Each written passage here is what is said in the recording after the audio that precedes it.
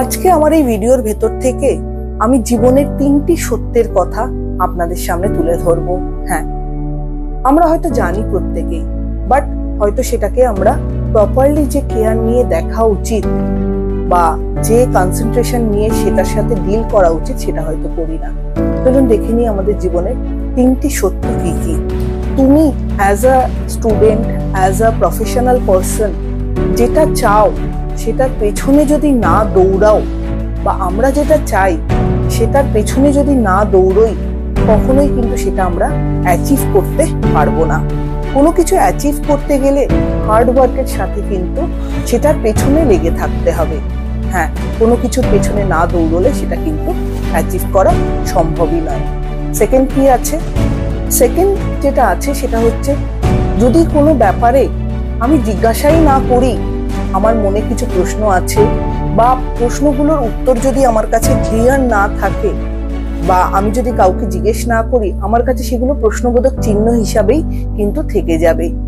কাজে সেকেন্ডটা হচ্ছে, আমাকে প্রশ্ন করতে হবে, প্রশ্নের এগেনস্টে উত্তর খুঁজে বার করতে হবে। থার্ড যেটা আছে সেটা হলো, তুমি এখন যে অবস্থাতে আছো সেই অবস্থা থেকে আমার কপালে যা লেখা আছে সেটাই হবে না। এটা করলে কিন্তু তুমি কখনোই সামনের দিকে এগোতে পারবে না। সামনের দিকে এগোনোর জন্য কিন্তু তোমায় পা বাড়াতে হবে। একটা শিশুকে দেখবে, সে তখনই হাঁটতে শেখে যখন সে সামনের দিকে পা বাড়ায়, অনেকবার হোঁচট খায়, পড়ে যায়, তারপরেও কিন্তু সে উঠে দাঁড়িয়ে হাঁটার চেষ্টা করে। সেরকমই পা কিন্তু বাড়াতে হবে।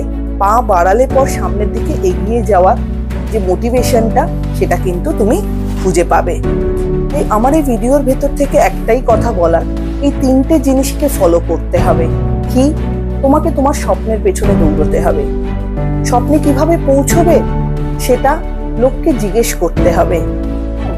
সেই অনুযায়ী তোমাকে কিন্তু পাটা বাড়াতে হবে। এই 3টে স্টেপের ভেতর থেকে কিন্তু তুমি তোমার জীবনের যে লক্ষ্য, চূড়ান্ত লক্ষ্যে অবশ্যই পৌঁছে যাবে। থেমে থাকলে হবে না, এগিয়ে যেতে হবে। এটাই জীবন। আর সাকসেসফুল হতে গেলে এই 3টে জিনিসকে মাথায় রেখে এগিয়ে যেতে হবে। তাহলে তোমার সাকসেস কেউ কিন্তু আটকাতে পারবে না। তুমি সাকসেসের চূড়ায় কিন্তু একটা না একটা সময় তুমি বিরাজ করবেই।